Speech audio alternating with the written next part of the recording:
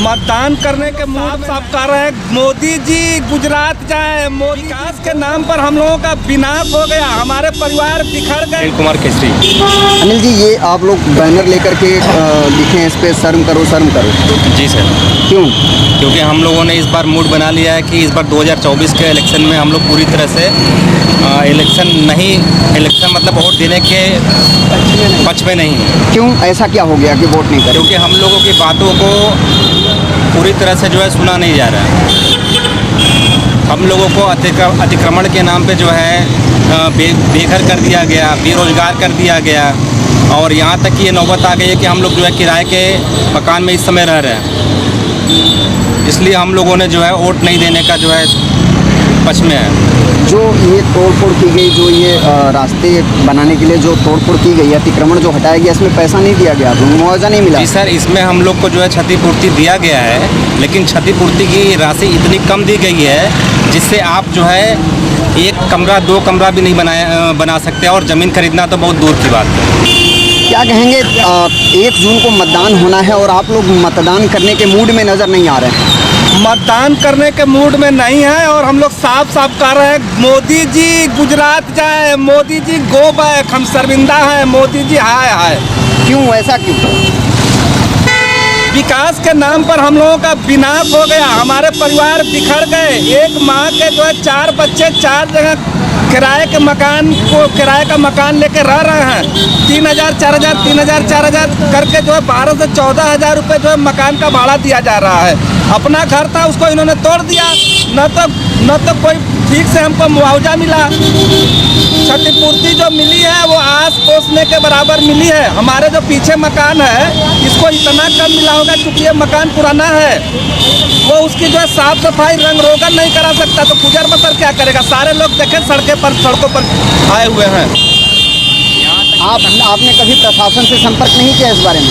हम लोग जो है कि 30 अगस्त से 30 मई तक 30 अगस्त से हम लोग लड़ रहे हैं। प्रशासन से पहले हम लोगों ने अनुनय भी नहीं किया। डीएम साहब से मिले, एसडीएम साहब से मिले, अदालत गए, अदालत ने कुछ जो है दया दिखाते हुए कहा कि नहीं भाई, इनको बातचीत करके इनको जो है क्षतिपूर्ति दी जाए। ये लोग अदालत के कार्रवाई को भी नहीं मानते हैं। हमारे एडीएम साहब तो कभी कभी खुल के बोले हैं कि आप जो है कोर्ट आप कंटेम्प्ट करिए, हमें न्यायालय का कोई डर नहीं है। सबसे ज़्यादा जो गंदा आदमी है हमारा क्षेत्रीय विधायक, ये हमारा क्षेत्रीय विधायक कभी भी हम लोगों के बीच नहीं आए। क्या नाम है विधायक जी का? सौरभ श्रीवास्तव जी। वो तो क्षेत्र में हमेशा एक्टिव रहते हैं। कभी नहीं आए। वो दरबार लगाते हैं, 2-4 घरों में दरबार लगाते हैं, जनता के बीच में कभी वो आए ही नहीं। अगर विधायक जी आए होते तो हम लोग भी थोड़ा सा जो है हमारा परिवार बिखराव से बच जाता। हम लोग को प्रति क्षतिपूर्ति मिलता, कहीं हम लोग जमीन लेते रहते। अब बाकी लोगों से पूछ लीजिए जो विधायक जी कितना जो सहयोग किए हैं। विधायक जी क्षेत्र की जनता के लिए नहीं आते? कभी नहीं भाई, हम और लोगों से पूछिए। अभी चुनाव में संपर्क नहीं किया था उन्होंने आप लोगों से? यहाँ आए ही नहीं। ऐसा भी कहा जा रहा है कि यहाँ पर सभा होने वाली थी, बड़ी सभा होने वाली थी, और लोगों ने कहा कि उनको डर है कहीं रामनगर में जब विरोध के स्वर फूट जाएंगे तो इसका गलत संदेश जाएगा। क्या कहेंगे? चुनाव वोट मतदान करने के लिए आप लोग मना कर रहे हैं, क्यों? आखिर ऐसा क्या हुआ? देखिए, यहाँ की जनता खासी नाराज है। आप कैमरा घुमा के देख सकते हैं किस तरह से रोड पर लोग जो है अपना दुकान लगा के रोजी रोटी कमा रहे हैं। उन्होंने कहा कि गरीबी हटाओ, ये गरीबी एकदम हटा दे रहे हैं। जितने भी गरीब घर है, 4 वगैरह पड़ाव से लेकर के जो बाईपास रोड का जो थोड़ी जगड़ हुआ है उससे 4 बेघर हो गए हैं। उनको न कोई मुआवजा दिया जा रहा है, न उनके कोई घर बन रहे हैं, वो सब बेचारे रोड पर आ गए। इस पर आपने डीएम से संपर्क किया? यहाँ के डीएम से सभी लोग यहाँ से जो व्यापारीगण हैं वो यहाँ से लेकर बड़े बड़े अधिकारियों को भेजे, लेकिन कोई सुनवाई उनकी नहीं हुई है। कहीं से सुनवाई नहीं चली। हमारे साथ और भी कुछ लोग हैं। क्या नाम है आपका? नाम है। मौर्य जी, क्या हो गया ऐसा जो आप वोट नहीं कर रहे हैं? असल में बात यहाँ ये कि इन लोगों ने देखा कि महाराज बनारस के नाम पर, महाराज बनारस ने हम लोगों को बसाया था 400 बरस पहले। हमारे पूर्वज आए थे और हम झोपड़पट्टी में रहते 300 बरस के बाद ये कच्ची जो है नीचे की मकान बनी। उसके बाद यहाँ पर 4 लेन का व्यवस्था हुआ, तो इनको लगा कि महाराज बनारस के नाम पर हम इनको उजाड़ के बिना मुआवजा दे करके चले दिए जाएंगे। इन्होंने डीएम साहब के आदेश पर हम लोगों को सूचित किया कि आप अगर कर्म अपने से करके मकान हट जाते हैं तो ठीक, नहीं तो तोड़वाई भी लेंगे। बाद में हम लोग कोर्ट की शरण लिए, जिसके वजह से कोर्ट ने कहा कि इनसे सहमति बना दी। सहमति के नाम पे इन्होंने क्षतिपूर्ति देना शुरू किया और आज खाना पूर्ति आज तो एकदम सीधा सीधा लगता है कि जिसे प्रसादी चढ़ा रहे हैं। एक परिवार ऐसा है जिसको कम में 3 बाई 40 लाख की मकान टूटी और 17,000 का मुआवजा आया सर।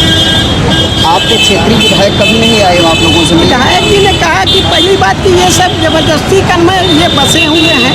दूसरी की बात उन्होंने कहा कि इन सबों का वोट नहीं चाहिए भारतीय जनता पार्टी के लिए, मतलब 4,000 जो वोट है उसके बगैर भी हमारी सरकार बन जाए। यहाँ कितना वोट है इस क्षेत्र में? 4,000 जो वोट है उसके बगैर भी हमारी सरकार बन जाए। यहाँ कितना वोट है इस क्षेत्र में? कितना वोट है? कम से कम बड़ाव से लेकर के रामनगर टिंगरा मोड़ तक 70,000 के लपेट में हम लोग वोटर हैं। 70,000 वोटर हैं, जिसमें उन्होंने कहा कि 4,000 वोट नहीं चाहिए। 4,000 वोट अगर आप लोग नहीं देते हैं तब भी हम लोग चुनाव जीत जाएंगे। हम लोगों के वोट की उनको ज़रूरत नहीं। क्या कहेंगे? आप युवा हैं और 1 जून को मतदान होना है, क्या कहेंगे? मैं यही कहना चाहूँगा अपने माननीय सांसद जी से, जिसे हम लोगों ने चुना है। जब हम लोग का मकान टूट रहा था हम लोगों ने बहुत गुहार लगाई, डीएम के यहाँ, एसडीएम के पास, कोर्ट में, हर जगह, लेकिन हम लोग की कोई सुनवाई नहीं हुई। हम लोग की कोई सुनवाई नहीं हुई। हम लोग को जमन 15 भाग 2 में बंजर डालकर हम लोग का भूमि स्वामित्व छीन लिया गया और क्षतिपूर्ति के नाम पर लॉलीपॉप दिखाया गया। हम लोग विधायक जी से भी मिले, सौरभ श्रीवास्तव हमारे पेंट विधानसभा के विधायक हैं, उनसे मिले तो वो सीधे सीधे साफ साफ लफ्जों में बोलते हैं जिसके पास ज़मीन का स्वामित्व है मैं उसे ज़मीन का मुआवजा दूंगा, क्षतिपूर्ति का कोई नाम नहीं लेते हैं। और वो साफ साफ ये बात बोलते हैं कि मुझे आप लोग का वोट मिले चाहे ना मिले मैं जीत जाऊंगा, मुझे 2,000, 4,000, 10,000, 20,000 वोट से कोई मतलब नहीं। मैं अपने सांसद से पूछना चाहता हूँ, जिन्होंने वादा किया था विकास करेंगे, विकास के नाम पे ये तो विनाश कर रहे हैं। एक तरफ घर दे रहे हैं की बात करते हैं, एक तरफ घर देते, एक तरफ आवाज़ देते, एक तरफ बेघर करते हैं सबको। मैं कहाँ लेकर जाऊँ अपने परिवार को? या तो हम लोग को भाई स्वीट पॉइजन दे के मार दें, इससे अच्छा क्या कर सकता है आदमी? सब कुछ होते हुए 100 साल 150 साल पुराने मकान में हम लोग रह रहते हैं, फिर भी उन लोग सरकार इस बात को मानने के लिए तैयार ही नहीं है। और अपने यशस्वी और ऊर्जावान विधायक जी हैं, उनको तो इस चीज़ से कोई मतलब ही नहीं। मतलब जनता उनके लिए कीड़ा मकोड़ा है, मसल दो, जनता मरे भाड़ में जाए, उससे उनसे कोई मतलब नहीं है। वो तो साफ साफ लफ्जों में बोलते हैं ना कि मुझे रामनगर वासियों का वोट ना मिलेगा मैं जीत जाऊँगा। चलिए और भी कुछ लोग हैं, क्या नाम है आपका? हमारा नाम अखलाक अहमद है। अखलाक जी, क्या लग रहा है आप सभी लोग वोट ना करने के लिए कह रहे हैं, संकल्प लिए हैं? अरे ये तो आके कह दे रहे हैं इसी तरह कि भाई हम इनके गरीबों की ज़रूरत नहीं है। ये कह रहे हैं गरीबी हटाओ, ये गरीबी के हटाने पे लगे हैं। 30 फुट हम लोग की ज़मीन है, 4 पीढ़ी से हम लोग हैं, ये हमारे लिए 5 फुट के छोड़े हुए हैं। मुआवजा नहीं मिला सरकार की तरफ? मुआवजा मिला, सिर्फ नाम बराबर। क्षतिपूर्ति मिला है ना? कितना मिला? करीब 7 लाख के अंदर मिला, जिसमें से हम लोग का 5 कमरा, 1 टीन शेड टूटा, 3 तल्ला, और इतना छोड़ के दिए हैं कि 1 तल्ले भी हम बना नहीं सकते। करोड़ों रुपए का मकान जो है मकान था, कौड़ियों के भाव हम लोग का चला गया। इसका मुआवजा नहीं मिला? जी नहीं, किसी का 2 लाख, किसी का 3 लाख, किसी का 1.5 लाख, और कुछ घर वाले लोग ऐसे हैं जिनका एक दुकान गया हुआ है और 4x4 का, और उनका मुआवजा मात्र 51,000 रुपये आया हुआ है। आप लोगों ने ये मूड बना लिया कि इस बार वोट हम नहीं करेंगे? बिल्कुल नहीं भाई, करेंगे। हमारा फूल कमल का फूल जो हमें उजाड़ा है हम उसे उजाड़ेंगे। पहले मोदी जी को गुजरात भेजेंगे उजाड़ के, फिर उनके छोट भैया जिनको उन्होंने गोद लिया है सौरभ भैया को भी उजाड़ के भेजेंगे बनारस, उजाड़ के अपना जो है कारोबार करें।